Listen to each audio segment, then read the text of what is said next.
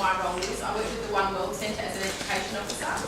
The One World Centre is a not-for-profit centre, and we implement the Global Education Project in WA. So that's a national project, a professional learning project. So we work with teachers and pre-service teachers on global education.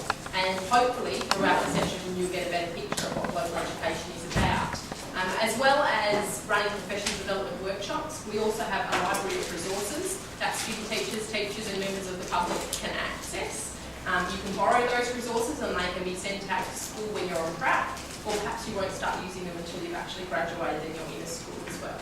So that's something to keep in mind for now, and also for the future. So,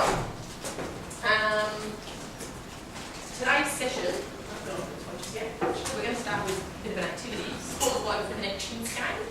What I'm going to do is give you a card, and you're going to need to have a look at something, what's written on your card. You may or may not be familiar with it. You may know a lot about it, or you may know very little bit about it. There may be someone else in the room that knows more about what's written on your card, so you can use the collective knowledge of the group. Your aim is to make a global connection, and the way to do that is to find, say, 2 or 3 other people in the room that have something on their card which you think will connect with your card to tell some sort of coherent story about the way we are connected with people and places and things around the world. So you're going to need to look at your card and then get out of your seats and start moving around. Now, if you know nothing about your card and no one else does either, that's okay too, because you can still think about how you might be connected, and it's perfectly acceptable in this game to make things up, to assign a story to the thing on your card if you don't know enough about it. Any questions about how that works? Okay, so I'm going to give you a card, and then you can actually start passing those along for me if you wouldn't mind. Take a minute to have a look at them. I'll take a few back actually. Thank you. And you'll have a few minutes to move around the room.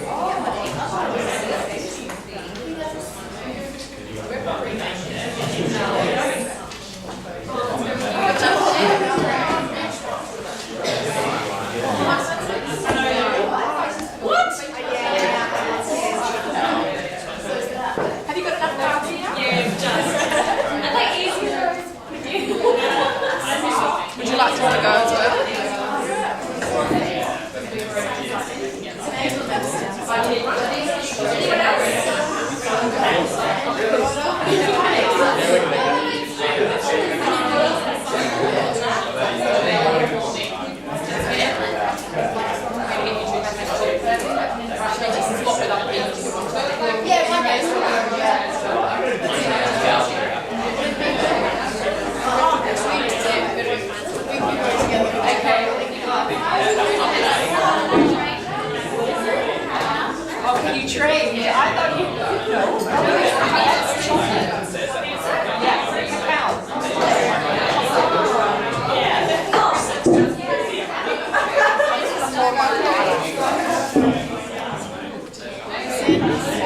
Anyone got chocolate? Anyone?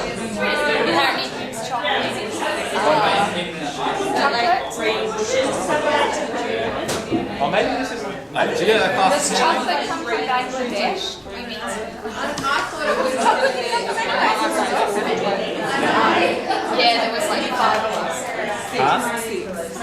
Yeah, see? Class is small. I know. I went in there and there was like 2 people there. I was like, I'm out. What did you call that?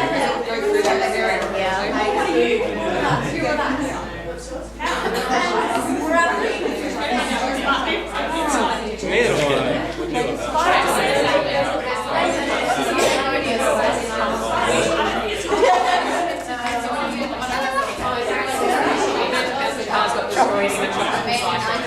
In Bangladesh. I'm going with that. Let's stick with that.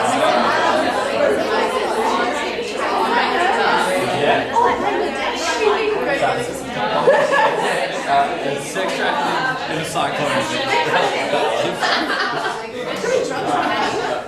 Yeah. Or tea.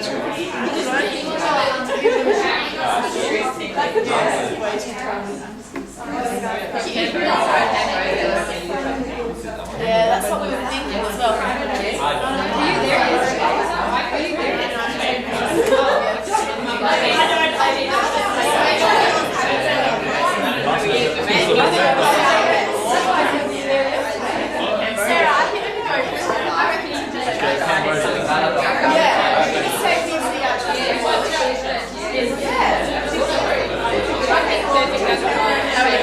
smuggling drugs from Cambodia. And you're still... No, it smuggles in free 30,000 cards. So yeah, this is method.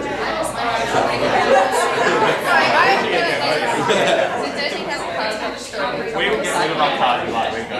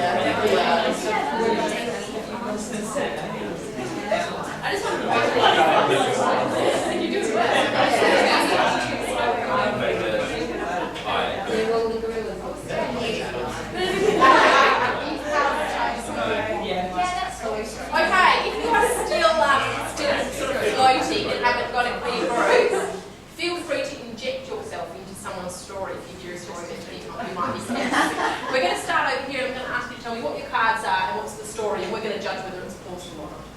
Oh, okay. Well, I didn't know that this made chocolates, but now I do.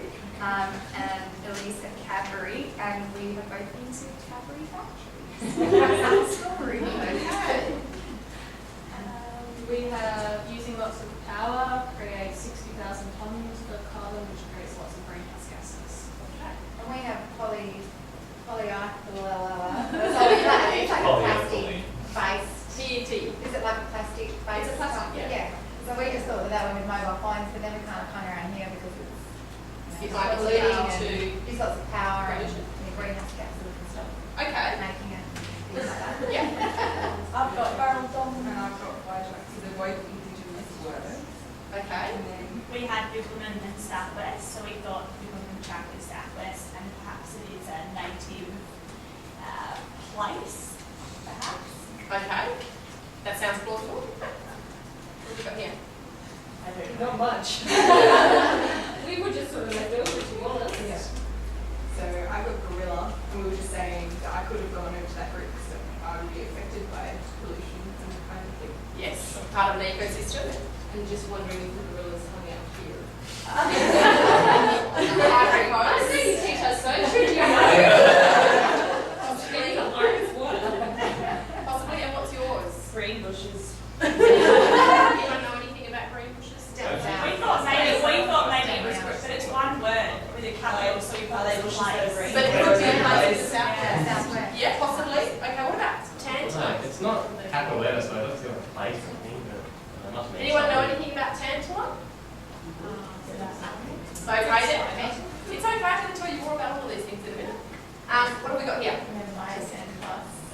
Water equals 99.8%. It's not rated as high as it was water equal 99.8%. Yeah, I need something plausible. How can we use 99.8% to describe water, perhaps? Away to anybody, so that's Covers the We thought that That's not. No? What else? no, but you can pour water into something and say that is 99.8% of my type of water or something. yes. Could be a way of describing It water. could be a yield of 99.8%, it could be a purity of 99.8%. Okay? What else? We had 30,000 cars were destroyed in tropical cyclones in Bangladesh. Okay, that sounds plausible. And then we had that Nathaniel, this guy, is drug trafficking in Cambodia. That sounds plausible too. Alright, now the connections you've come up with are not necessarily the connections I've come up with, and I'm going to take you through my intended connections in a moment. But can anyone think of a way that a strategy like this could be used in the classroom and how it might be useful? Get students to start thinking and thinking outside the box and coming up with their own ideas. Okay, so it's encouraging creative thinking. It's a creative thinking strategy.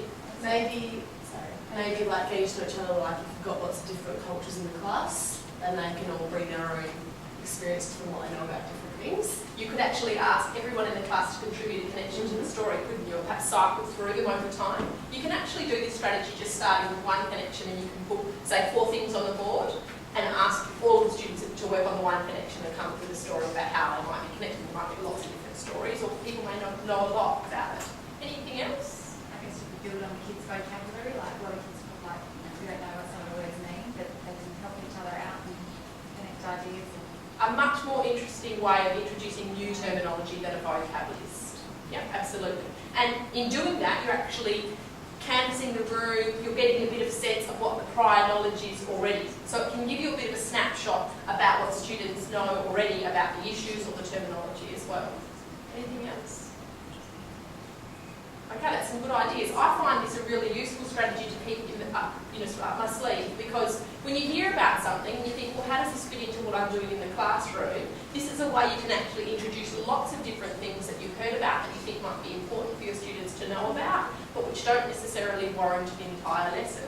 You can talk about lots of different issues in a short period of time with a strategy like this as well. And you can have a continually evolving set of global connections cards that you use with your students. Okay.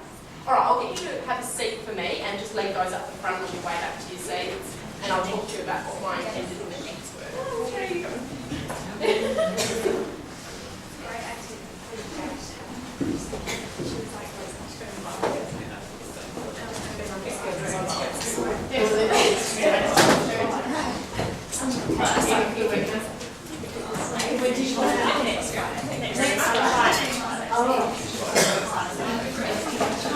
That's what she wanted.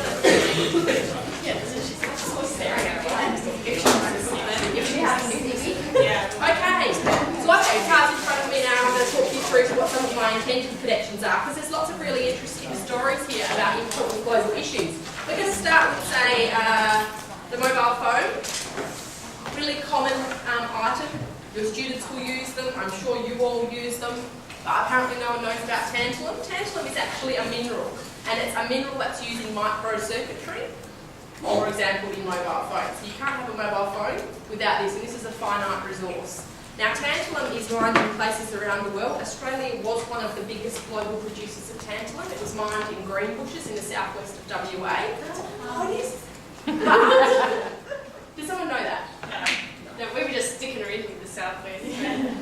Well, you were absolutely right. It is in the southwest of WA. It's not being mined there anymore, well, not at the moment anyway. But one of the other places that tantalum is mined is in Central Africa, in the Democratic Republic of Congo. And the Democratic Republic of Congo is one of the biggest populations of gorillas in the world. So Central Africa is where you find gorillas, not the Ivory Coast. The Ivory Coast is in West Africa, right on the coast, no gorillas there. But can we see now how these things might be connected, but not just connected in themselves, but connected to us personally?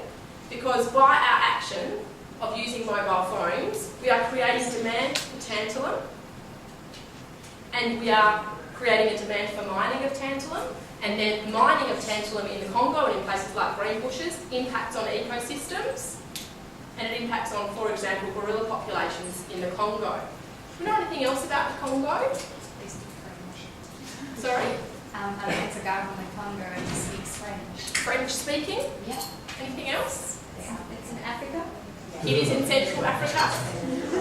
What's the political situation in the Congo? Anyone? Civil War. Civil War. Yeah. There has been a civil war in the Congo for quite some time. There's a lot of conflict in the Congo, and where you have political instability, there's often a lot of social issues that go along with that as well. So there are issues relating to poverty in the Congo. Even for people who have jobs, for example, and work on mines in remote areas in the Congo, they don't necessarily have very good food security, and so things like gorillas become a source of food for people as well. So the fact that that mine is there not only directly impacts on the ecosystem, but also indirectly impacts on the ecosystem, because people will use gorillas as a source of food when they're living in those remote areas. So that's one issue. We could raise that issue with our students. But when we're being global educators, we don't just want our students to know about some of these issues. We also want to get them thinking about how they're connected to the issues and how they can have positive impacts as well as negative impacts. So where could you go with this next with your students? Does it demand anything of you knowing something like this? Does it make you think about your responsibilities to people in the Congo, to environments around the world? What's a possible response to that issue that our students might make or that you might make?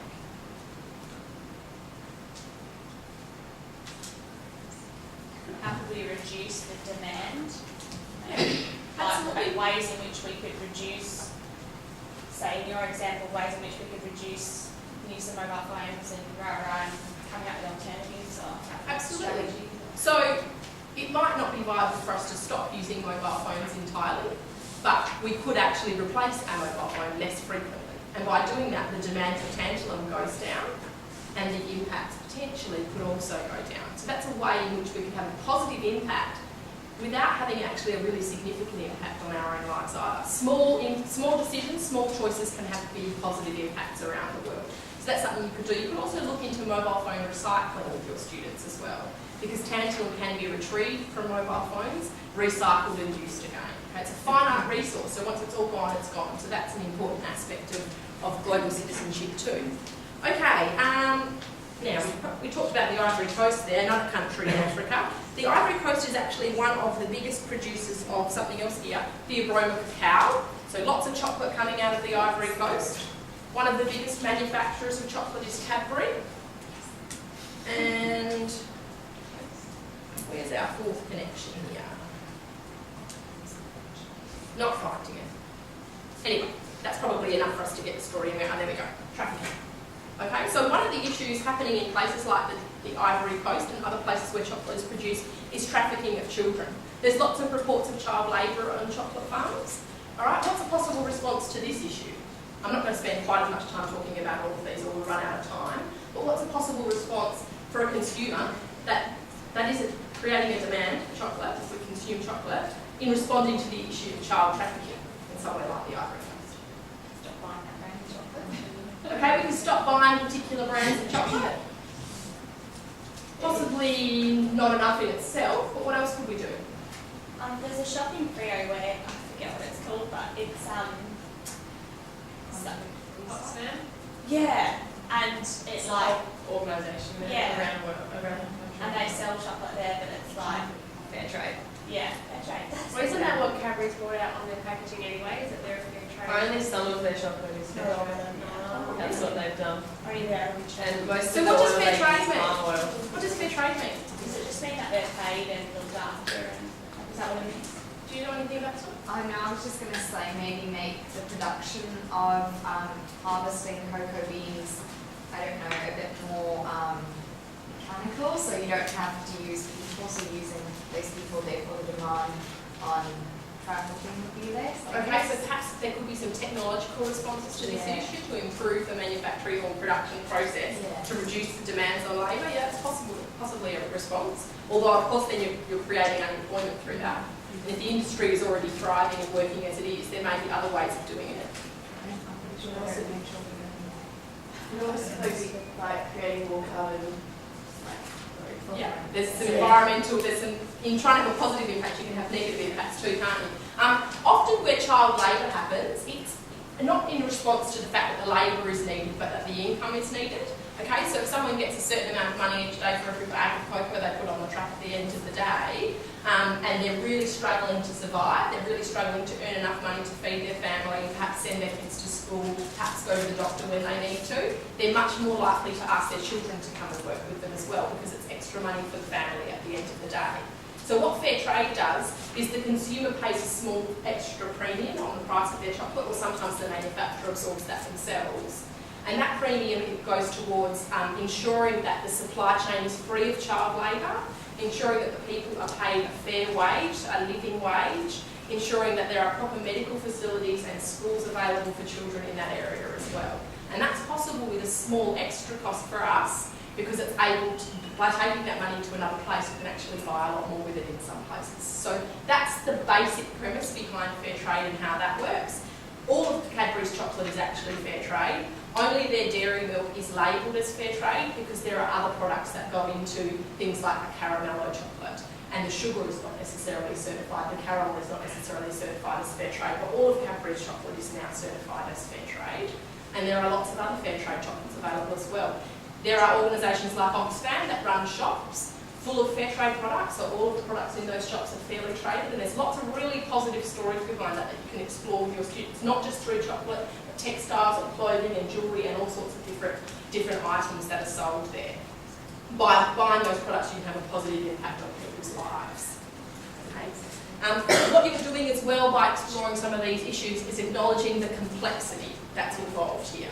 It's not possible to just come up with a simple response like technology or like paying more for our chocolate and expect that that will solve all of the complex issues at play. And acknowledging that complexity with your students is part of responding to that issue, because then they value being informed and not jumping to quick judgments about complex issues. All right, let's move over to Cambodia now.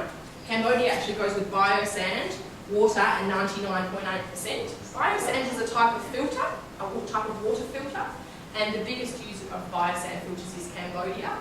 Really simple technology, involves basically some sort of container with layers of large, small gravel and then sand. Water is poured in the top, and the water that comes out the bottom of the system is 99.8% pure. And it works because a biological layer forms on the surface with bacteria and parasites. These are non-disease causing bacteria and parasites that will actually consume the disease causing pathogens in the water. So the water is really pure, safe to drink, and the technology itself is really good because it's easily maintained by the people using it, unlike some more complex water filters, and it's also easily repaired by the users as well because the technology is so simple. And that's why Cambodia have been using them for quite some time, unlike some filters which are used for a while breakdown that are never used again. Australia actually funds biosand filters in Cambodia as well. That's one of the things we do with our aid program. Okay, let's have a look at polyethylene terephthalate, or PET, invented by this guy, Nathaniel Wyatt. Now, really great when PET was invented. It's durable, it's malleable, and it's light. So it's really helpful for making plastic containers like water bottles, for example. It's also recyclable, which is a bonus too, because we don't have to necessarily keep producing it. We can reuse it and reuse it and reuse it again. But we don't in Australia. We recycle about 1/3 of the PET that we use. The amount of greenhouse gas emissions from those bottles going into landfill is equivalent to driving 13,000 cars for a year in Australia, and that's 60,000 tonnes of carbon emissions. Okay? That's a global issue too, because things we do here, things that impact on the environment, particularly things like the atmosphere and the ocean, will impact on people all around the world because we have a shared environment. What else have we got here? Southwest. We have these cards correctly placed. Bibbulmun, Whadjuk and Ballardong are Aboriginal language groups from the southwest of Australia. This one's included really because it gets us thinking about what we don't know perhaps about other places, but also about what we don't know about local places as well. This is the country that we live on. Do we know about the cultures and the histories and the traditions of the people who have always lived here? The Noongar people. And that's their language groups in the southwest. So the Bibbulmun you may have heard of before is the Bibbulmun track, but it is actually a language group as well.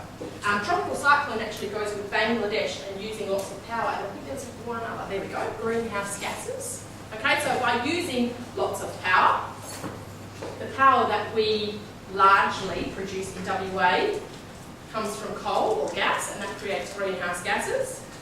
Greenhouse gases contribute to climate change, which means more frequent and more intense tropical cyclones, which has a big impact on particularly areas with lots of coast, like Australia and Bangladesh. Bangladesh is also very low-lying and has a lot of rivers running through it. So that is already being significantly impacted by climate change through more frequent weather events and more extreme weather events. So people are already, right now, experiencing the impacts of a changing climate, even though we may be fairly insulated from them. And again, that's another connection that really clearly shows how the choices we make every day have an impact not just on our local environment, but on our global community as well. We can have negative impacts, but we can also have positive impacts. And exploring those possibilities with your students is part of what global education is about, and that's why I wanted to start with that activity. Here's a typical student in WA, her name's Jane. Just to think about some of the ways she's connected globally. She has a brother-in-law who has served in the army in Afghanistan, and she's got a friend who has lived in Afghanistan for a number of years. She goes to a local restaurant with her family very frequently where the food comes from Afghanistan cuisine. Other than that, she's a pretty typical student that may be in your classroom one day.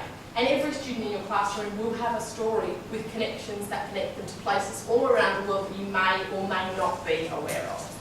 It's important to remember that the people sitting in your classroom are already global citizens, are already having negative impacts and positive impacts on the people and places all around them. This photo also comes from Afghanistan, and that's an example of a biosand filter at a girls' school.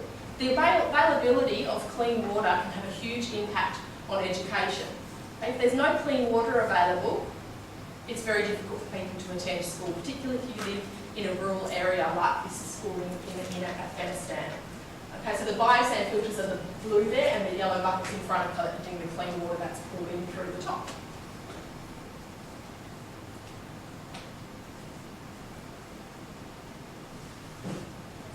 We've talked about a number of different issues, and the key message that I'm trying to, I guess, explore with you here is the fact that we all face significant global challenges, and these are the global challenges that our students will face as they leave school, as they enter the workplace, and that they're already facing now. And a quote from Einstein is just to get us really thinking about the fact that we need to start exploring the complexity of these issues.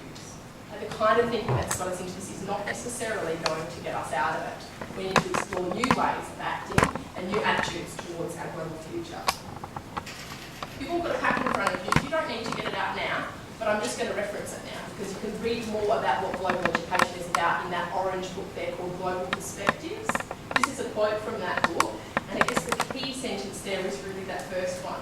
Anything that helps the young people in your classroom to participate, to be involved in shaping the future of their world is what global education is about.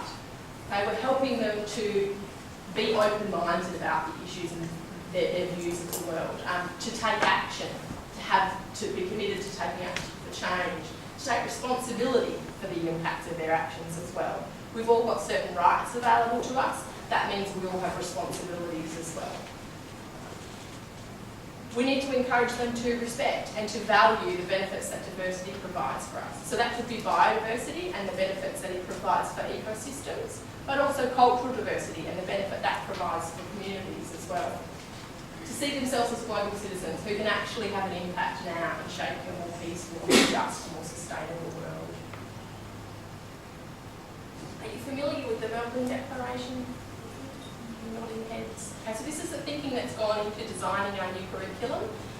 The second goal there being that young Australians become successful learners, confident and creative individuals, informed citizens. If we look at the new Australian curriculum now, you can see that goal is right in the centre there of what we want the capabilities of our students to be from the education that they get in Australian schools. Okay, so you can see parallels there between those capabilities and global education, particularly when you read through some of the detail in that document there. So for example, critical and creative thinking, we've just seen a strategy for that in the Global Clean Energy Scheme. We've also seen some thinking about developing ethical understanding and personal and social capability into cultural understanding through a strategy like that too. Also, lots of ties between global education and the cross-curriculum priorities here, so sustainability, Aboriginal and Torres Strait Island industries and cultures, and Asia and Australia's engagement with Asia. Asia as our nearest neighbours, but that also reflects the connections we have with the wider world as well.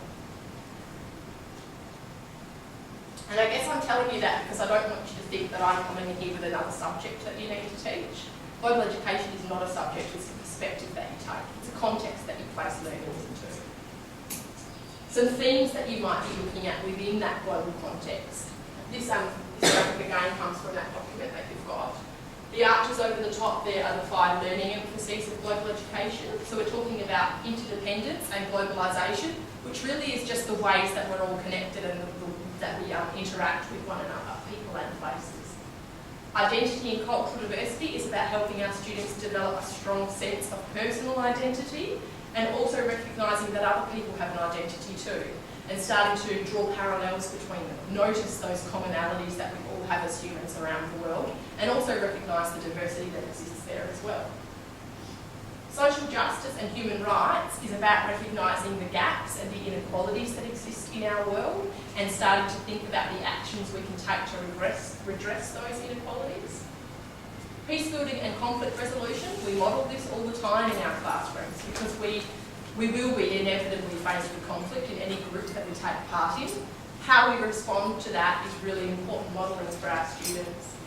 Sustainable futures is not just thinking about environmental sustainability, but it's really broad thinking about sustainability and thinking about what we want the future of our world to be.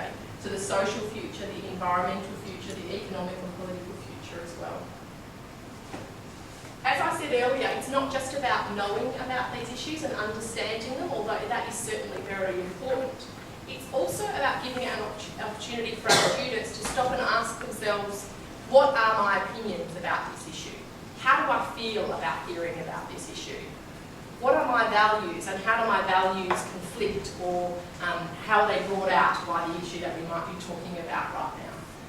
What are other people's values and attitudes towards that? Where are they coming from? What assumptions might I be making? All that kind of thinking is part of values and attitude education. Skills and processes are important too.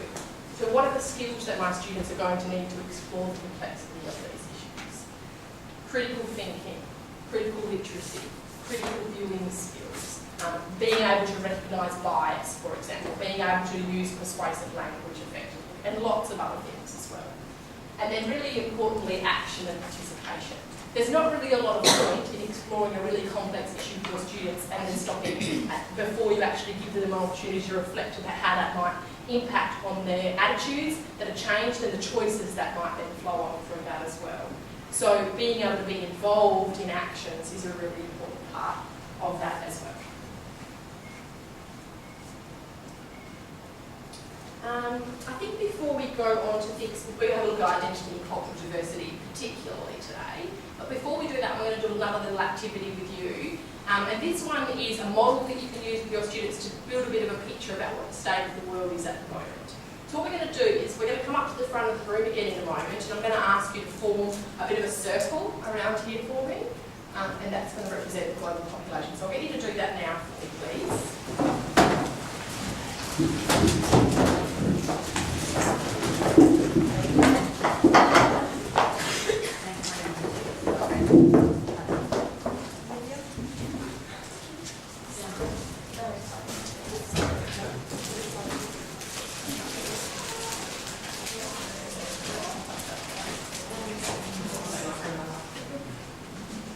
One to get a little bit cozy.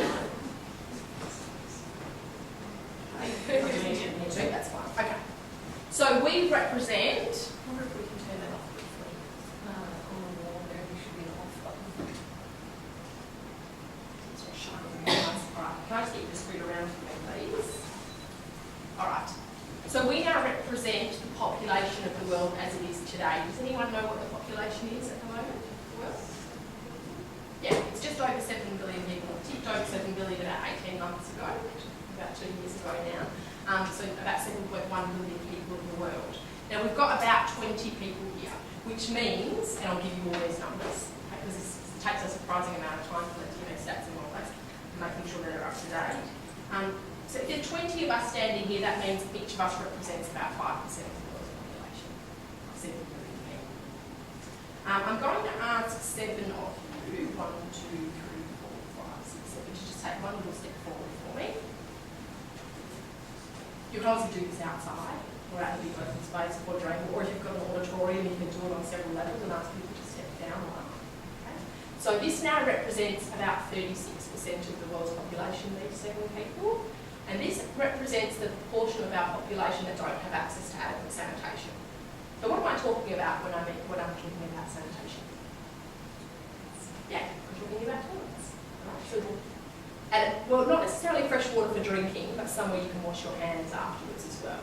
Now those toilets don't need to be a dual flushing 4x2, but they do just need to be somewhere that's safe and that's clean, and that's going to prevent human waste being in contact with food or water supplies. Okay, and that's all it needs to be. doesn't need to be anything more complex than that. It doesn't need to be connected to a municipal sewage system for it to be an example of good and adequate sanitation. Okay? And in fact, dual flushing 4x2 is not necessarily the best example of sanitation. But a composting toilet that deals with its own waste and creates things that you can then use in an environment is probably a better example of adequate sanitation than the sanitation we're familiar with as well. So it's important to reflect about some of these issues about not necessarily having all of the answers ourselves. Okay, now what are the impacts of not having adequate sanitation? The obvious thing is that you're going to get sick more often. So that's 36%, a large proportion of the world who are suffering from lack of adequate sanitation, which means more frequent diarrhoeal illnesses. And as you're probably familiar yourself, when you have diarrhoeal illness, it's very difficult for you to go to work.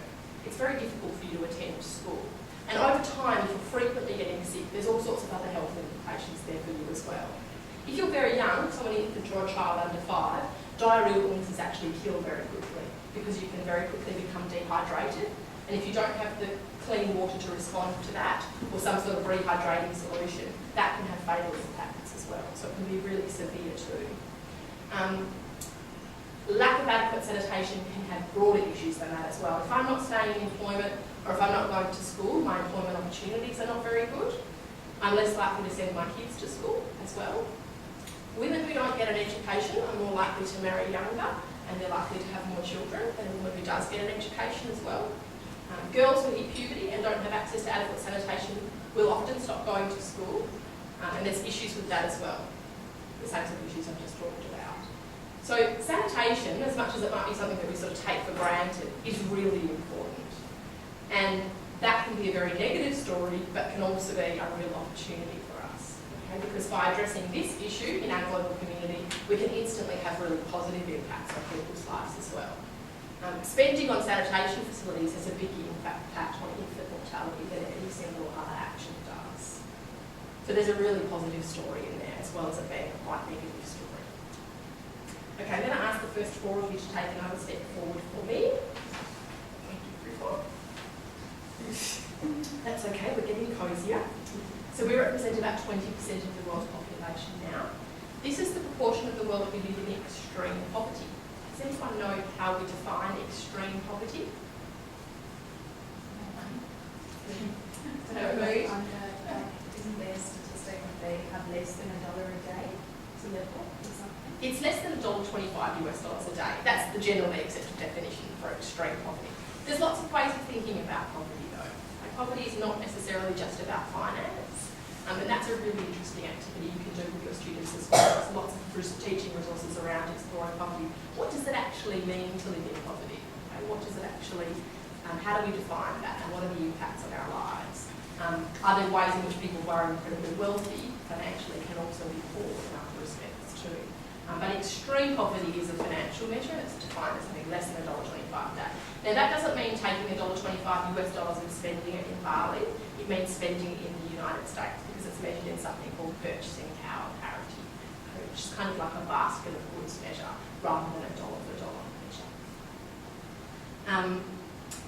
You might have also heard of living below the line, which is another measure of poverty. It's more about relative poverty. So living below the line means you're living below the financial line that your community decides sets the acceptable standard of living, or the minimum standard of living in that society. Another one is just the measure of poverty more generally rather than extreme poverty is less than $2 a day, and that's actually about 50% of the world's population live on less than $2 a day. All right. I'll get 3 of you to take a step forward for me now. You're representing about 14, just move over into the middle there, things are not getting any better for you.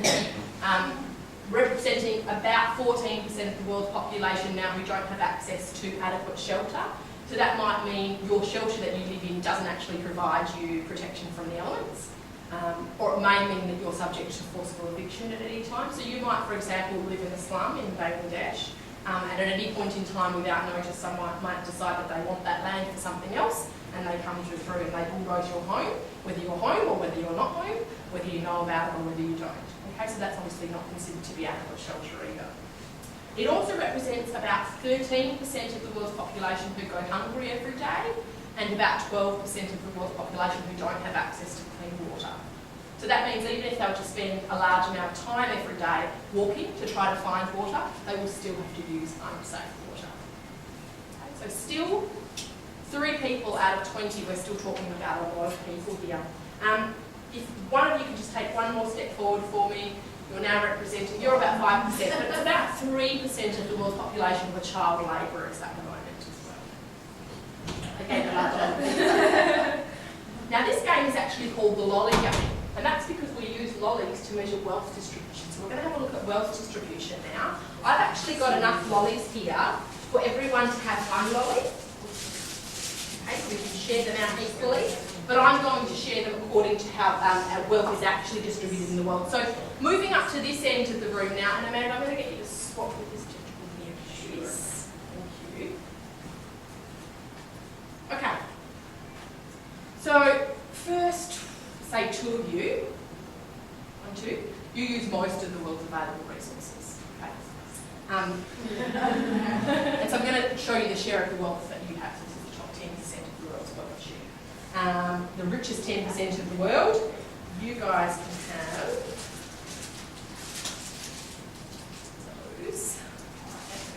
You can have that one. Don't get too excited, you're a woman. We can only own 1% of the world's wealth. You're still doing pretty well. Okay, because the rest of you can share those 3. Go ahead. Share it.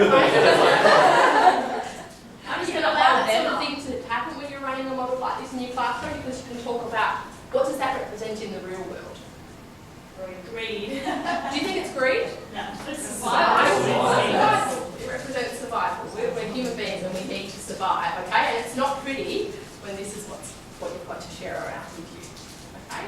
Where do we think the average Australian sits in our model? Tell me where to stop. Stop about there, some of you. Anyone else? Do you think maybe more that way? Anyone else? Come on, probably not. Yeah, okay. So I'll give you a little bit more data. Okay, because this data is going to challenge our worldview. This is what this game is about. The real numbers, the facts, challenging whether the worldview we hold in our heads is actually an accurate view of the world that we live in. And that's why this is useful. So if you have $64,000 worth of assets, you're here with these 2.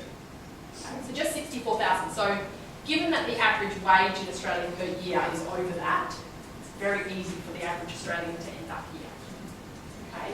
If you've got $2,000 worth of assets, you're in the top 50%. Okay? So to be in the bottom 50% of the world's population in terms of wealth distribution, you need to have less than $2,000 worth of assets. No more arguing native poor students. Okay. Now, lots of things you can talk about in this activity. You can talk about relative poverty as well, and you can talk about averages and what averages actually mean. Because averages don't represent the experience of everyone in any particular country. Now, I could look at the GDP per capita of every country around the world and try to slot those countries into my model. But it wouldn't be particularly useful, and it's not even particularly useful for Australia either. Because even though the average Australian is there are many, many wealthy people in every country, and there are many, many poor people in every country. And there are Australians who exist every day at every point in our model, including child labourers, including people without adequate sanitation, including people who live in extreme poverty, okay, in your own country as well. And that's true of every country. Countries which you may think of describing as poor countries does not necessarily represent how people would want themselves to be defined as poor. Okay, no one necessarily wants to be described as poor, because what does that mean, as we discussed earlier? But there are also incredibly wealthy people in every country around the world. And so we can talk about what averages mean for our students and how they're useful and how they're not so useful as well in different contexts. I can email a copy of this game to Amanda, and we can pass it on to all of you as well. So I hope you found that useful. We'll grab our seats again and move on now. You can share those mentors however you see fit. You like it?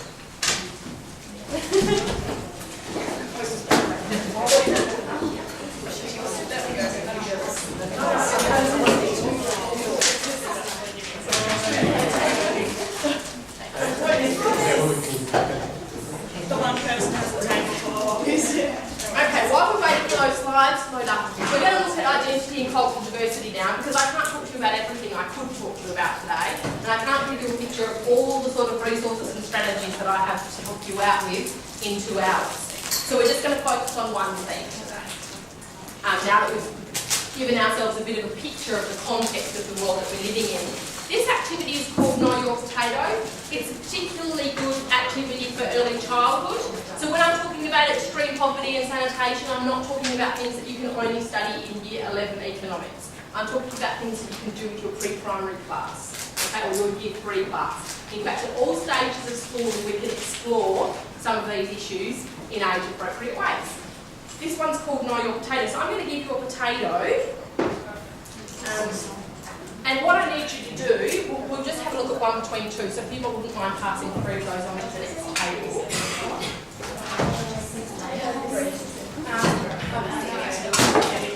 Joining with this group.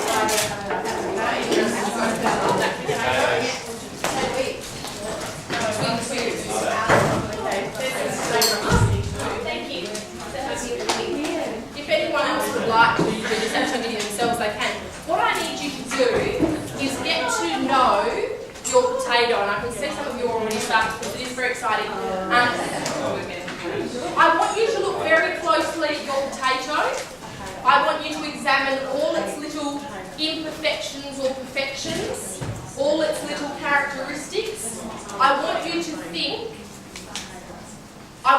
think about where your potato has been, what it has seen, what its life has been like. I want you to think about the life of your potato. And I want you to take it seriously. It's fun. It's funny. Your students probably think it's funny too, but there's a reason we do it this way. Okay, so I'm going to give you 1 minute to get to know your potato.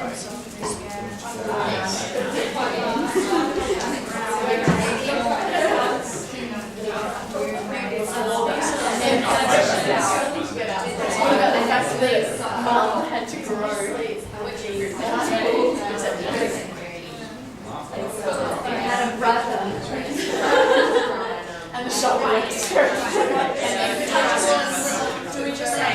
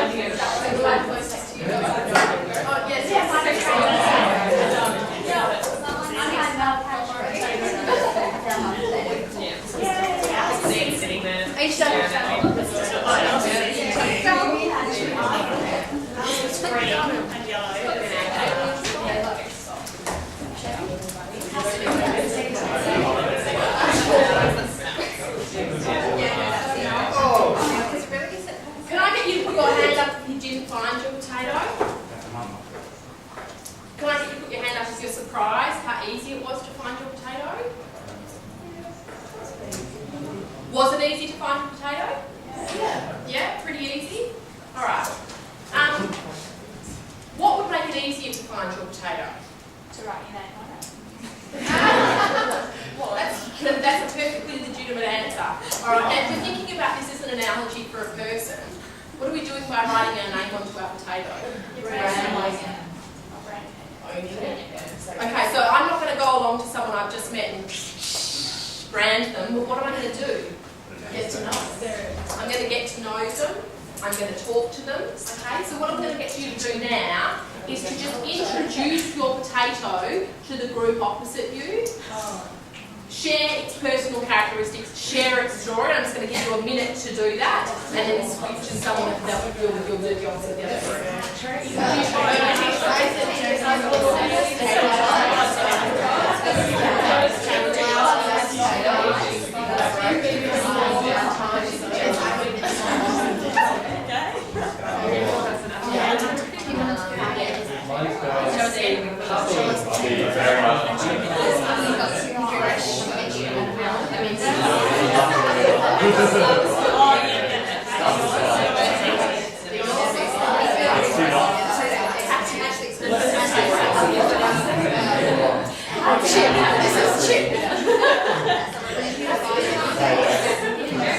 He wants to be a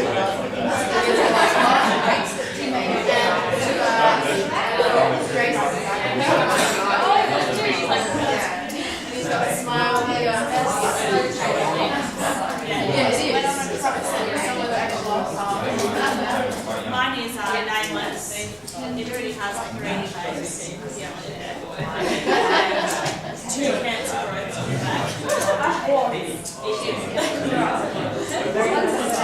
Okay, now I'm going to cut you off, which is not a good idea, and you wouldn't do that in your class. Okay, but we're just demonstrating today. What I'm going to get you to do now is imagine a group, imagine a classroom that you're doing this activity with, and I want everyone to write down a question you might ask your students after running an activity like this. A reflection question or a direct question. What's a question you might ask your students?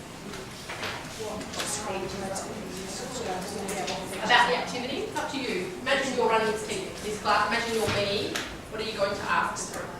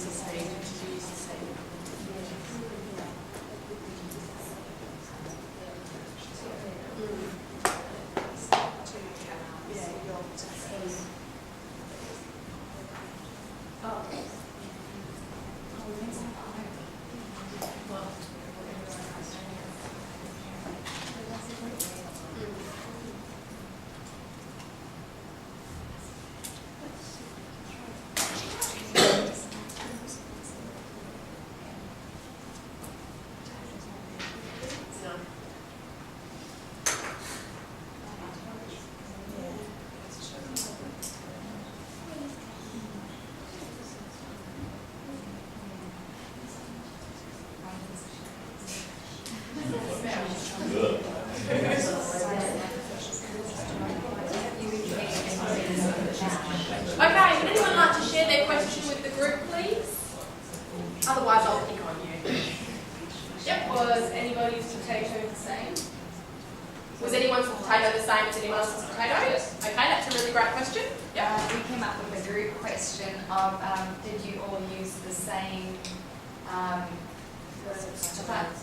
classifications to remember what your potato looks like? Okay, were you all sort of drawing on the same skills and using the same questions to identify the potato? Yeah. Any other questions? How different were potatoes? And then you can relate it back to how different they are. Yep, absolutely. Maybe how would you describe a potato to someone else? Did you use physical traits or did you talk about its personality? That's perfectly legitimate, and particularly in a classroom, in a room classroom atmosphere, you will have kids who are really creative. Depending on the way you set the activity up, you may even have kids who create a really incredible backstory for their potato as well. So it's perfectly legitimate to talk about whether we focused on physical attributes or other sorts of attributes in describing our potato as well. Some more questions? Anyone have anything a bit different? How does it make you feel about individual choices? Okay, so how does it make you can now think about and feel about individual differences between people. Okay, so we can move away from the potato to think about issues that might even be happening right now in the classroom. So you could actually do this activity in response to an event that's happening in the classroom or your school or your local community at the time. It may be a way of doing that in a sensitive way without actually having to talk directly about what might be a sensitive issue, or you could just do it as a skill building activity as well. Right, any other comments about the Know Your Potato activity? Alright. Keep your potatoes for now, I'll leave them back later, so don't personalise them too much. Okay, I'm going to do the same now and move on from our analogy back into the real world. This is a little, I guess, system for thinking about culture. This was derived by an Aboriginal woman named Marsha Langton, who's an academic working on communities and culture. She came up with this system of describing culture and the ways in which we can interact with culture. So the first thing that we can do is that people can negotiate and interact within their own cultural group. So you might assign yourself and recognise yourself as belonging to a certain cultural group, and one way you can interact is just with people who also belong to the same cultural group. Okay? The other thing that we do is we discuss the lives of others based on popular myths. So others, we can think about what others actually means, and we can make assumptions about people, and we can talk about people and what are we basing those on. So that's another thing that happens around culture, is that we talk about others, and we base that talk and that dialogue and the language that we use on popular cultural myths. The other thing that we can do is we can actually interact directly with those others and learn from one another. Okay, so this is just one way of thinking about how communities operate, diverse communities operate. Okay, which one do we spend most time in? How often do we venture out of here into here or into here? And how do those various activities and ways of being in culture influence our own identity and the way that our community operates?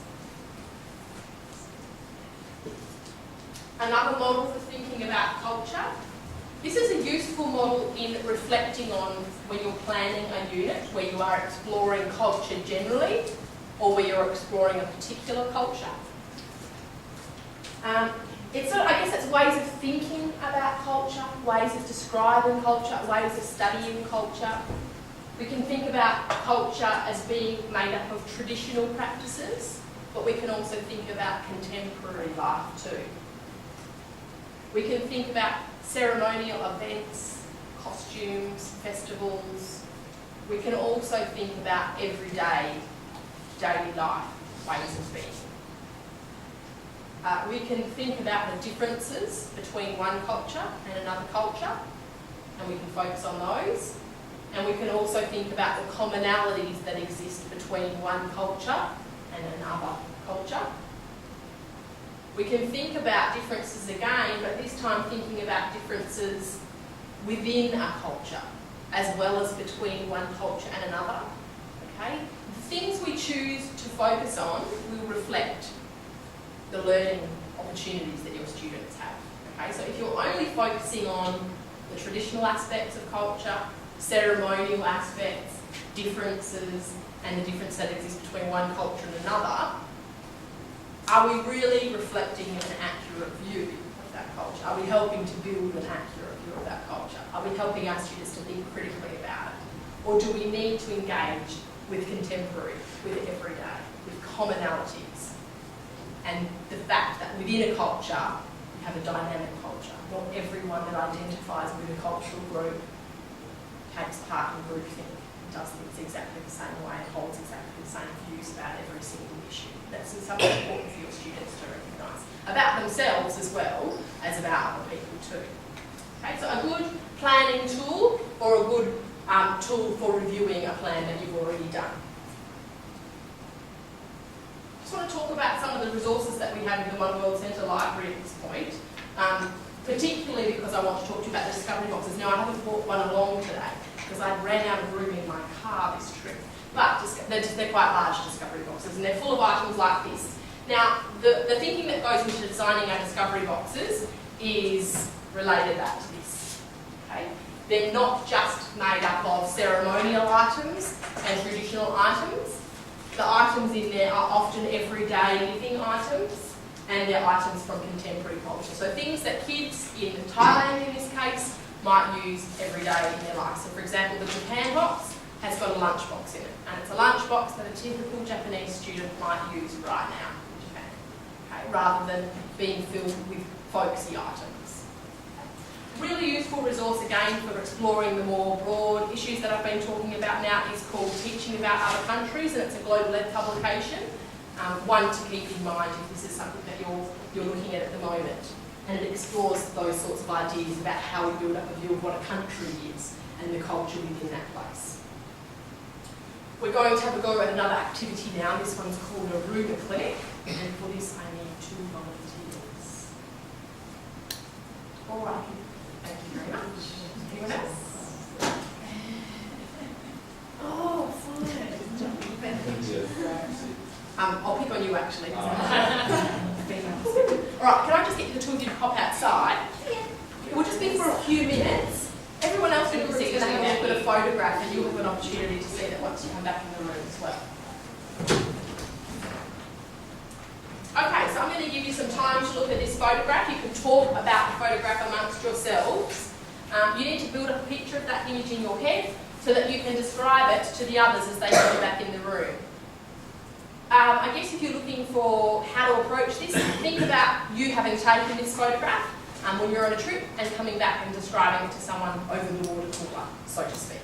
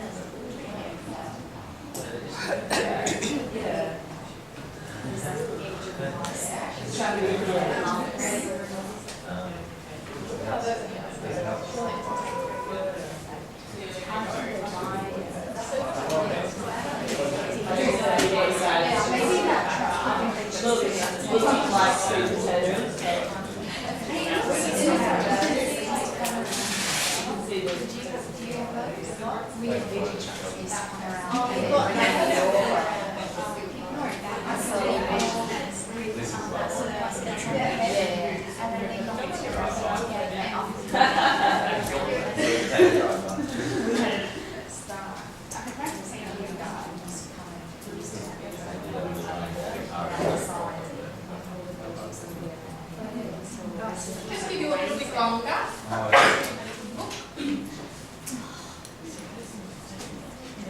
You won't be tested on content.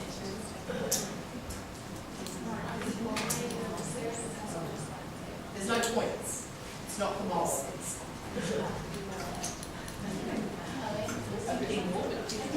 There we go.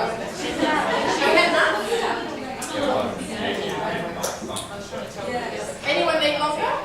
Speak now for a whole piece.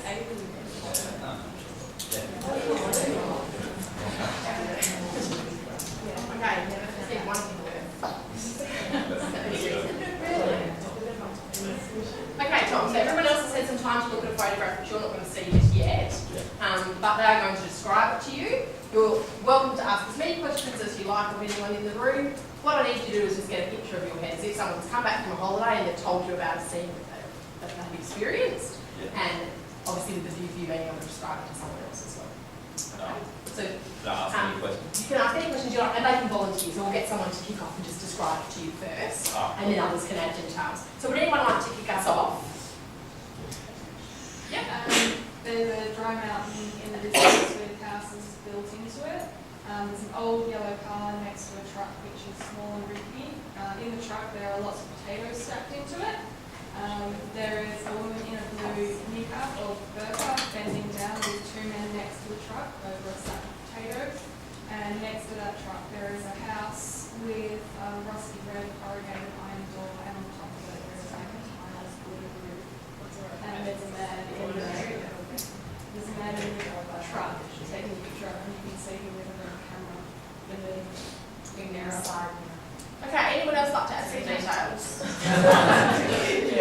The potatoes are in stacks. Yeah. Remember, we're just trying to get Tom to have a picture in his head of the scene.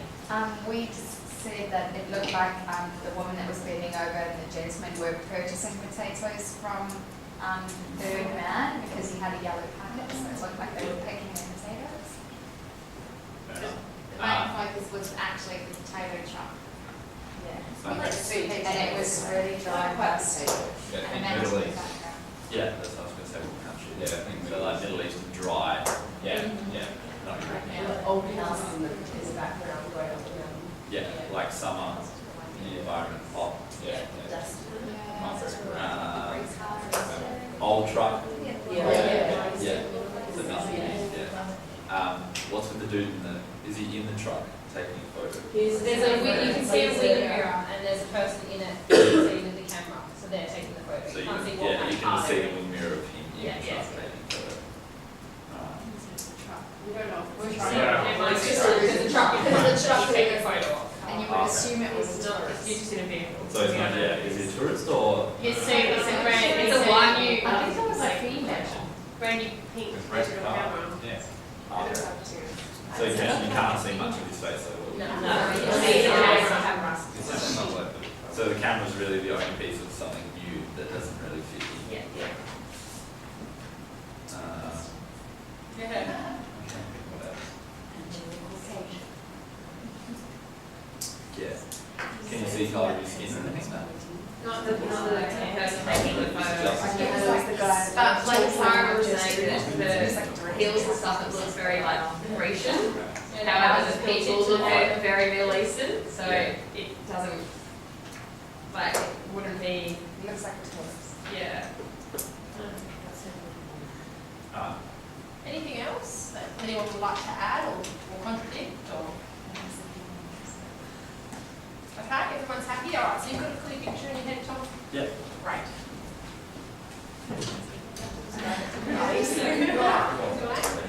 Okay, Daly, Tom has not seen the picture that everyone else has seen. They're not going to talk to you now. They've had some time to describe the picture to Tom and he's asked some questions and you're going to get to do the same thing but just with Tom. What I need you to do is get a picture in your head of the scene that Tom describes to you. That's all you need to do. You're not going to be tested on how accurate it is. Write down it. No, all you need to do is have a picture in your head because I'm going to show you a photograph in a minute anyway. Okay? So Tom will kick off and then you can ask him any clarifying details you need. Ah, cool. So And everyone else has to just listen now. the picture that they've seen is described a scene which is in the Middle Eastern country. Hills in the background and the main point of view you can see like old red houses, like tin. Anyway, the main like scene in the picture is a truck with sacks of potatoes in it. So it's an old truck, it's all not a lot of technology, so it looks like it's not exactly the most socio-economic area. So it's not that they're not that well off. Okay, hang on. So Middle Eastern, hills in the background. Yeah, Truck, potatoes. truck. Dodgy truck. What Yeah, colours the like truck? I don't know. That's important. So that's not the point. Okay. Yeah, so out of the back of the truck there's three people. There's a woman and two men. Obviously we think like the transaction is someone selling potatoes and they've got like a little bag, so they're obviously buying. But the different thing that we found is there's someone taking a photo of it and all you can see in the wing mirror of the truck, like the side mirror of the truck, is the camera. And the camera's moving it with a new digital camera. But you can't see the top of his head, basically. So is that included in your three people in the truck or someone? No, someone else else. taking Yeah, a so photo 4 in people. your- Okay. yeah. All up. And that's what they're doing, But like. you can't see the fourth person, No, right? you can't see him, so you can't tell. But you don't know what colour the truck is? I know the camera's red. Hang on, like two females, one male. One female, two males. Two males. Okay. Yeah. And What's red? camera.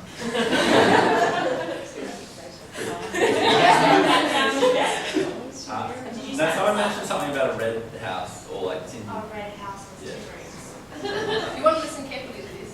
Um, Important details. What else is there?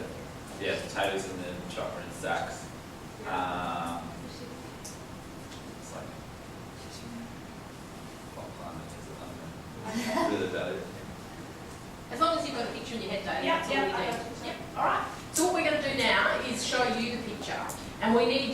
tell us, think about the picture you've got in your head. So you've got it firmly in your head now, and then we'll show you the picture. We need you to tell us how it's like and unlike the image that you've got in your heads, right? It's not about a test, though. Okay, so this is not about tripping you up, right? So I don't want anyone to think this activity is designed to trip you up, even though it might seem that way a little bit.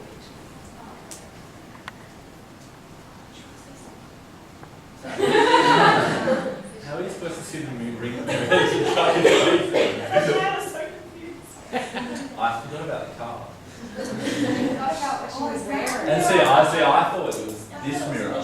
Could you tell us particularly how it's like and unlike the image you've got in your head? Because you won't sound like you're a bit surprised or not. Yeah, I pictured like hills in the background, so like you're looking at the hills, and then like red houses and tin roofs along the hills. Yeah. So like perfectly. And then I pictured the truck facing that way, so like you'd see the people sitting. I thought people were sitting in the truck on top of the potatoes. And that's why I was trying to think, how could I see the revision mirror? The truck was facing that way. And that's all. Yeah. What about you, Tom?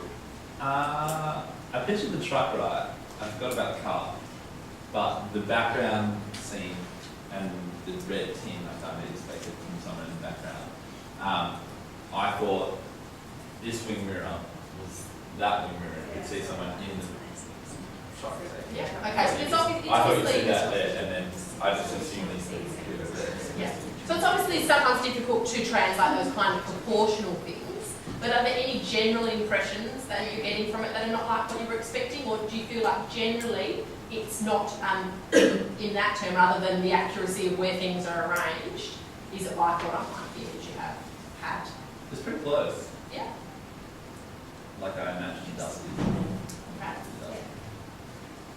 Alright, that's good. Or it's not good, it doesn't actually matter too much. What's important in this activity is for us to think about the language that we use. You guys can grab a seat now, you've done a great job, thank you. Actually, here you go. Right. For your efforts.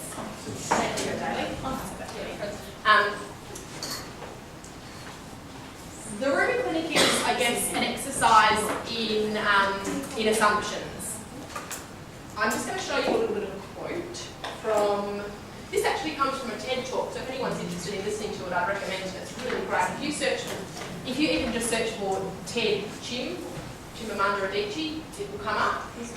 Chimamanda Adichie is a Nigerian novelist, and this is something that she said in this TED talk. The single story creates stereotypes, and the problem with stereotypes is not that they are untrue, but that they are incomplete. They make one story become the only story. So we may have made assumptions about the image that we've seen, because all that we can do is draw on our prior experience. So I was just jotting down some words as you're talking, and this is what you as a teacher doing can do.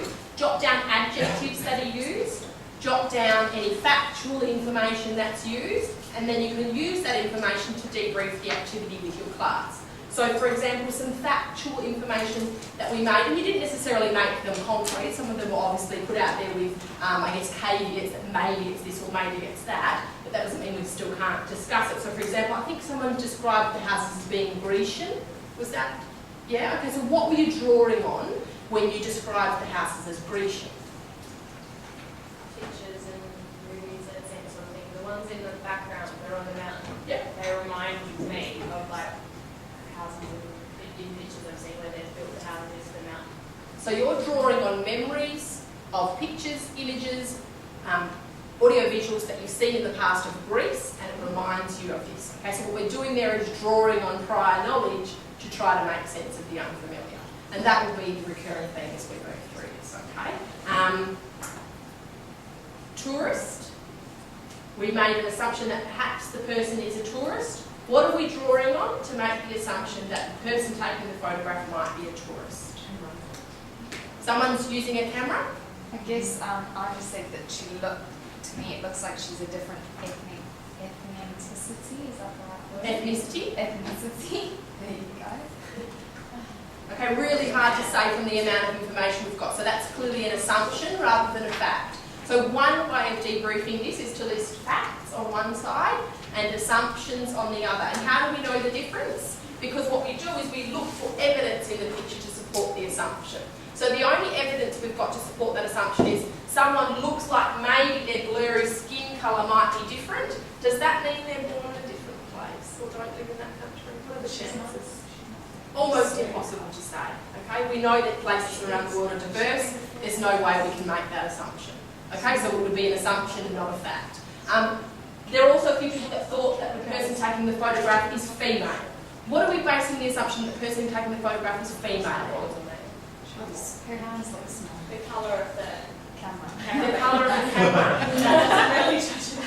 Alright, so is that a fact or is it an assumption? Assumption. It's an assumption, okay? And in fact it's a stereotype, okay? Because we've actually got no evidence there, and I know, because I know who the photographer is, that it's actually a male. I was going to say, well, Facts and assumptions. Now, the reason I'm not picking on you to say it's a stereotype, I'm just saying that that assumption in particular is a very common assumption that people make. That people who use things that are pink are female. And it's not necessarily fact, it's assumption, in this case it's probably stereotype. Okay, not to pick on you, just to give you some ideas about how you can debrief with the students, because it's a way they can learn what assumption and stereotyping is all about. Some of the adjectives we've used: old, rickety, dusty, dodgy. Who said dodgy? I'm just jotting down some of the language that was used, okay? Because that's what we translated to. Looking at the truck now, has anyone ever seen a truck like that driving around the streets here? You guys ever go to the market? Anyone ever seen a potato truck at the markets? Yeah. Does it look all that different to that truck there? Looks, I've spent some time on the farm, it looks pretty familiar to me. So because my prior knowledge is I've spent plenty of time looking at farmers' trucks, I would be unlikely to describe that truck as old, rickety or dodgy. That's because of my prior experience. That's, again, not a judgment. This activity is not about exploring judgments, but exploring how we draw on our prior experience and our prior knowledge in order to make sense of what we see. And this is what we do all the time. And that's why the grooming clinic is useful, because it teaches us a life skill. It teaches us to recognise that the tendency of people is to make sense of things that are unfamiliar by filling it in from things that we already know and have already experienced. Okay? And you can go on with this as long as you like. And I could pick apart lots of different things that we've talked about: separating facts from assumption, looking for evidence, and looking for stereotype. Okay, looking for assumption. I'll tell you about the photograph now, just to allay everyone's curiosity. So this was taken by my colleague Cameron last year. He is the one in the mirror there, and he's in Kabul, Afghanistan. He went there to visit a friend who lived there, and spent a couple of weeks there. His friend had lived there for a number of years. They did some driving around the city. They noticed something going on, so they stopped to take a picture. All right. Not much more to it than that. Cameron doesn't know a lot about the scene, other than the scene is fairly familiar. There are lots of houses which are fortified in this way, and this type of architecture is fairly familiar to see around Kabul, although it's not really traditional architecture necessarily. Some Turkish influences come from there, from what he was telling me. The little dotted every now and then across the landscape, green, blue, aqua, blue. Every now and then around Kabul you'll see a house that for some reason is painted, and there's lots of rumours around why houses are painted or not painted, but there's not really anything substantial to back that up. Like, for example, maybe it signifies something to people dropping bombs on Afghanistan. That's a rumour. It is a place of conflict, and that's why it's quite common to see houses which are fortified in this way. The assumption that Cameron made is that either a sack had fallen off the back of the truck, or someone had flagged the truck over because they wanted to buy some potatoes. There does seem to be some sort of transaction going on there. You can see some scales on the back of the truck, probably used for weighing out some amounts. Again, you can see someone with a plastic bag. But again, where Cameron, the photographer in this case, has a bit more experience because he was there, but still is using his prior knowledge to fill in. Scales, plastic bags, potatoes, we think someone's selling something and someone's buying something. Any other questions about that activity? Right. You can do similar sorts of activities with younger students, and any old image you like, really. Just not necessarily structured in the same way. It can just be as simple as saying, how are the people in the image similar to me? How are they different? And what could I learn as well? That question is an important one, because it is important to reflect on the fact that we have as much to learn from people in different places as we perhaps have to offer as well. So that's just an alternative way of exposing some similar ideas about assumptions that we might make and looking for commonalities as well as differences. We're going to apply that thinking about that single story that you and Mum already talked about and look at Aboriginal people now. And I'm just going to take you through some strategies that you can use to help your students move beyond the single story of Aboriginal people. Now, we all carry a story in our heads, but what we're doing is we're helping our students to recognise that that's just one story, or two stories, or three stories that make up the facet and the complexity of life in any culture. Now, first we're going to have a look at Noongar language. The reason we're going to have a look at Noongar language is because it's a really great starting point for learning about Noongar culture, is to start by thinking about the language. I'm going to tell you about a little bit of a kit that some of these activities we're going to go through comes from. I don't have a whiteboard, but I'll write it up for you in a minute. It's called the Nidja Noongar Budja Nini Kit, and it's found in schools around Noongar country. We provide free to schools. You can also sometimes find it in local libraries. Catholic primary schools often have them because I think they were provided at one stage to Catholic primary schools as well. So if your school doesn't have one, you can call around to some of the other schools. We also have a copy of a set of the kit at the One World Centre, so you can borrow it from us too if you can't get your hands on one, although it's very rarely in. It's quite popular. And this is an activity that comes from that kit. It's designed to just get you thinking that you probably actually know more about this than you might think you do. So what I want you to do is have a go, perhaps work with the person next to you, perhaps start individually if you can. List as many words as you can. Think about places, think about plants, think about animals that you think might be in your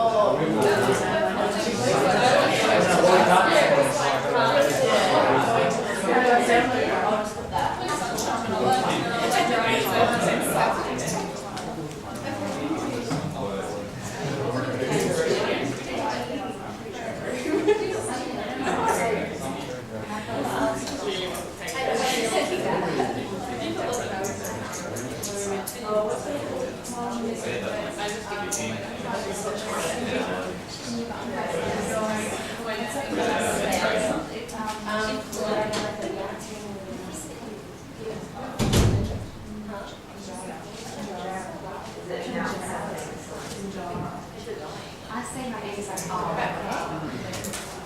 like you say,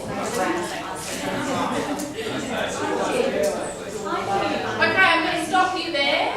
We'll go around the room until we've exhausted our list. I'm going to go from table to table and get someone to give me a word to listen out. Cross yours off if you hear it and keep going. What have you guys got? Anything up. Up. Yeah. Up. So Joondalup. Say a word. Just say one word. Just Joondalup, just a word. So do you think Joondalup might be?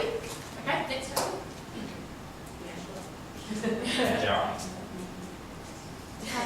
Kalamunda and Bodjala. Oh, right, that's it.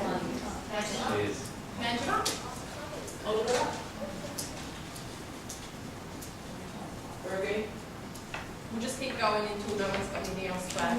yelling. Yeah, we're going around in a circle. What does he want? Jennifer.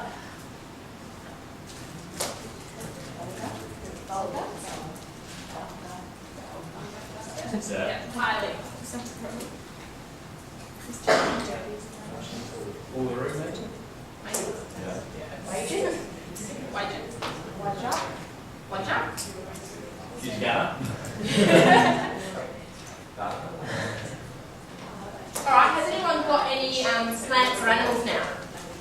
We've got widgets, which is apparently emu. I don't know how to say it. Anyone else?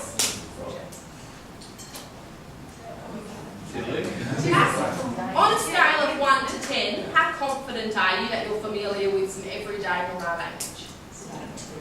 On a scale of 1, put your hand over here, and 10, put your hand over here. I want everyone to tell me how confident you're feeling right now. 1 or 10?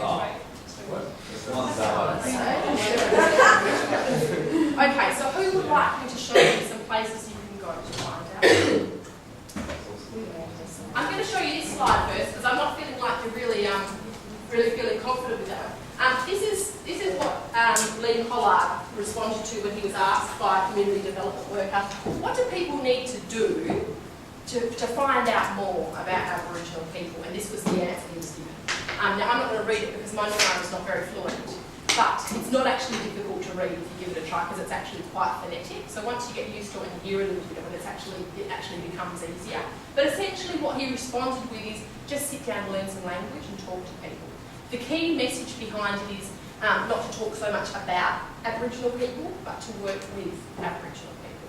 And the more that we do that, the better we will be as teachers to engage in those concepts. Just to flesh out that theme a little bit more, this is from the beginning, or this piece of paper I've got here is from the beginning of that kit that I talked about. Now that kit, I just listed it on that slide and I'll email these slides to Amanda for you. The Nidja Noongar Nudja Nudja kit, that translates as this is Noongar country we are sitting in. Okay, so that's the name of the kit.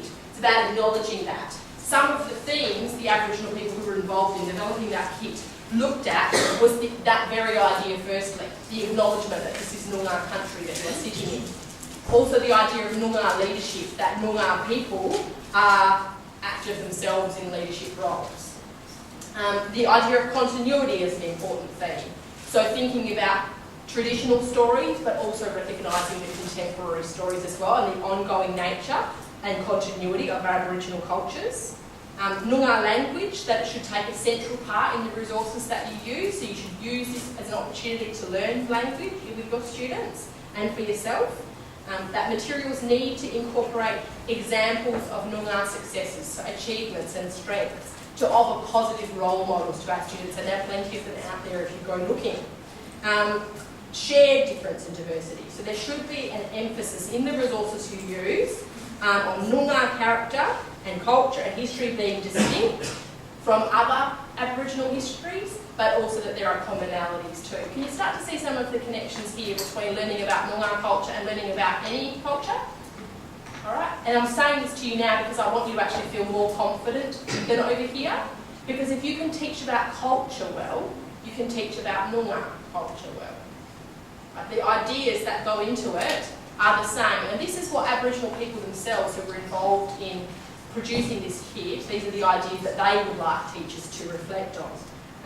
The resources do need to be culturally sensitive, and that's why it's really helpful to work closely with Aboriginal education officers. There are people at the District Education Office that you can talk to.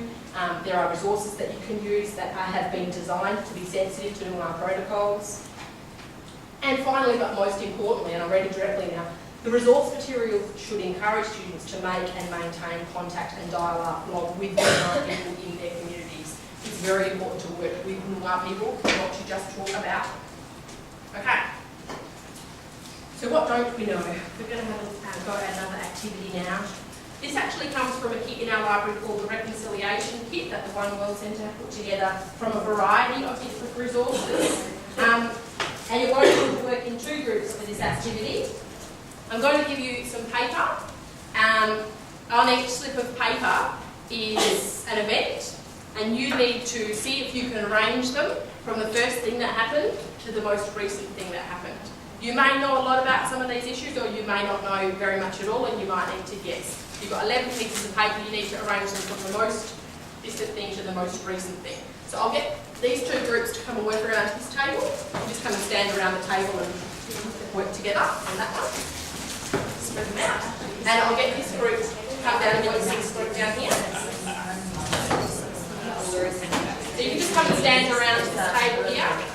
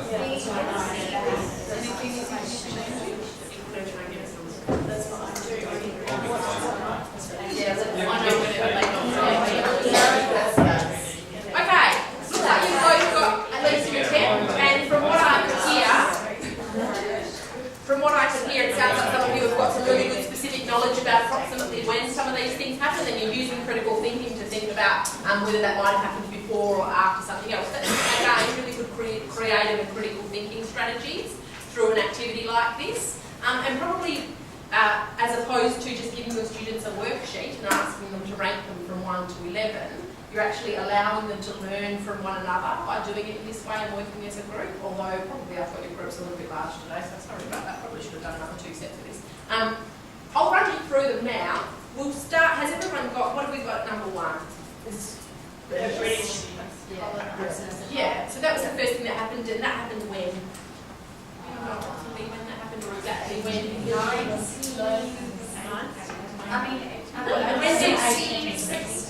British colonisers arrived in Australia, that was in? Yeah. 1788, you got it. Okay, so in 1788, that's when British colonisers arrived in Australia and claimed sovereignty over the land on the basis that it was unoccupied, so we now know to be a false basis on which it was claimed. The second thing that you should have there is John Batman, a grazier and businessman, attempts to make a treaty with Aboriginal people. Important thing to note that this is the only time when any attempt to make a treaty with Aboriginal people for their land was made by colonisers, and that happened in 1835, so about 50 years later was the first attempt for that to happen, and it didn't happen again after that. We're going to move quite a long way forward now. The next thing that happened were the Freedom Riders, led by activist Charles Perkins, undertake a bus tour through New South Wales to draw attention to Aboriginal disadvantage. That actually happened in 1965. Not to say that between 1835 and 1965 there are no other stories. There's many, many stories in this history. Then we're going to go on to 1966. So a year after that, a really landmark moment when Vincent Lingiari walked off from Wave Hill Cattle Station in the Northern Territory. Now he was protesting inadequate wages and poor conditions for people working on that land, but the protest actually ended up lasting for a very long time and eventually became a much broader protest and ended in eventually the passing of land back to its traditional owners. So a really landmark moment in 1966. The fifth one is in 1967 now a referendum was held to remove elements of discrimination against Aboriginal people and to ensure that they would be counted in the census. The most overwhelmingly yes vote in Australia's history. So there was a lot of support for that. And then in 1972 the Aboriginal embassy was pitched outside Parliament, demonstrating for land rights. Next you should have the Australian Parliament passes the Racial Discrimination Act, and that was in 1975. In 1985, 10 years after that, Uluru was handed back to its traditional owners. So I can remember when that happened. I was young at the time, but I remember people started to talk about Uluru more and Ayers Rock less, so that was within my lifetime that I started to hear about that. Now, moving on to the High Court handed down its Mabo decision, recognising the special relationship that Aboriginal and Torres Strait Islanders have with their land. That happened in 1992. And the court decreed that Australia was never terra nullius. Now remember, back at number 1 there, that challenged the very assumption by which the sovereignty of the land was taken in the first place, and that was actually enshrined in the courts at that point in 1992. In 2000, 300,000 people walked across Sydney Harbour Bridge as part of National Reconciliation Week. And then lastly, Kevin Rudd in 2008, as the Prime Minister, formally apologised to the stolen generations. That was the first item of business for the newly elected government in 2008, so that was the most recent one. So how did we go? Really pretty good at that one?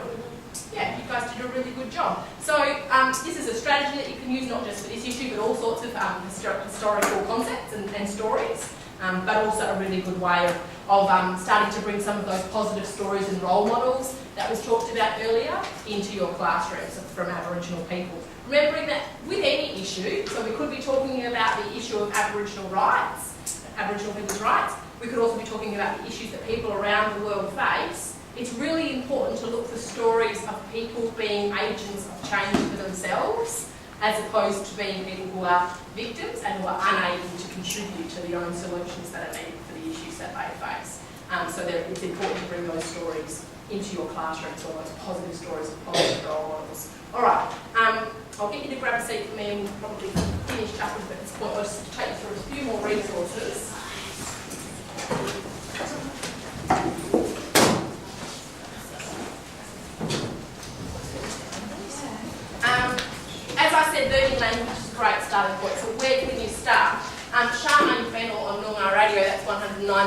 FM, 0.9 FM has a regular spot to help you learn some Noongar language. So if you tune into that in your car from time to time, if you've got that station on, you'll start to pick up some Noongar language.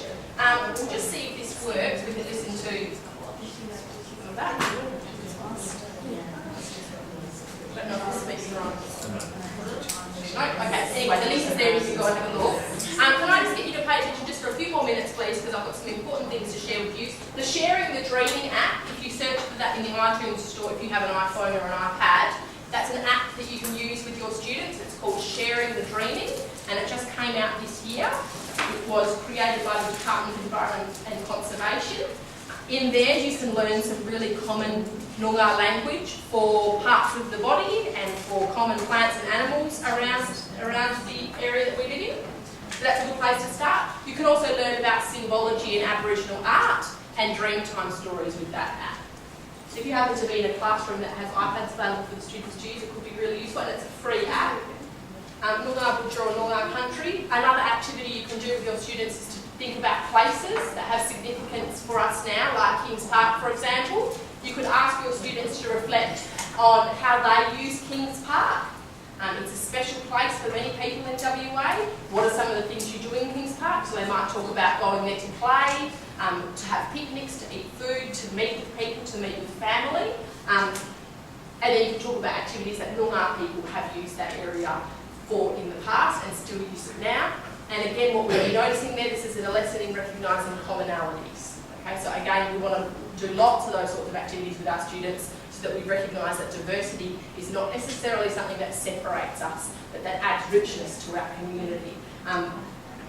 Even the Noongar name for Kings Park, which is not coming to mind for me right now, actually there's several names for that area, but they reflect the way the area is still currently being used. The words actually mean meeting place, place to meet family, and a place to eat food. So, and a place to look out over the city is the other name for it. Another thing you can do with your students is to recognise diversity within Aboriginal people. This is an Aboriginal map of Australia. Each of the different colours here represent a different language group. For example, you could get your students to do an A to Z of Aboriginal language groups. So look for an A, look for a B, look for a C, look for a D, and so on. Or you could give each student a group themselves randomly from the map and a little signpost and get them to ask them to stand in a big open space to try to create an Aboriginal map of Australia. Just a way of introducing some terminology and again helping them to raise their awareness of diversity within Aboriginal and Torres Strait Islander peoples. Just one final idea to take with you is that there needs to be more talking with and less talking about, and I'm urging you to make connections with the people that are available to support you in this process. Resources that you've got available. I brought some along for you today so you can have a quick look through them before you go. These are available on a membership basis. For a student it's $20 for a year, or you can get free membership by coming along to one of our PDs. I'll tell you about that in a minute. And then you can borrow resources. We're in Bayswater, but as I said earlier, we can send these resources out to you when you're at a school, either on PRAP. I brought along the Global Ed publication for you as well to take with you. So this is an integrated unit of work exploring water from a global perspective. It's linked to the Australian curriculum, so you can see all the different learning areas that it links to and the different content descriptors that it addresses. That's a good example of a global education unit of work. That one commit the theme of water, but we have resources on all sorts of different topics. That was supposed to be hidden. This is the Global Education website. You've got a bookmark in your pack with the address for this website. Lots and lots and lots of resources here. Teaching and learning activity, whole units of work. You can look for background information on a particular global issue to get yourself up to speed. There's also a country profile section. Lots of links to other websites in each of those sections as well, so you can find out where to go for more. So it's a good starting point and a good springboard to other places too. If you want to come along to some PD, there's one more student day this year and it's coming up next week on Thursday. So if you want to come along, you need to email us pretty simply and let us know that you'd like to attend. It's free, it's a whole day workshop. You give you some lunch and you can have a free membership and centre for a year. So that would last you the rest of this year and into next year as well. I've listed slides for our website, which is not all that exciting a place to go to, except that it's where you find the library catalogue. So you've got a little brochure in your pack there, and you can go to onesworldcentre.org.au, and that's where you'll find the library catalogue to find out about all the different resources we have in our library. You can also follow us on Facebook or Twitter to hear about upcoming events. And just drop us a line anytime or give us a call. If you want to work on an assignment and come in with things we've got to help you with, that's absolutely fine. So my name's Noella, and my email address is actually that one there, secondaryed@oneworldcentre.org.au. There are 2 other educational officers as well that can help you. And that's what we're there for. So I hope to see many of you in the future, or hear from many of you in the future, and I look forward to that. Thank you very much. Thank you. Would you like your potatoes back before Yes, they I all will leave, take those please? back.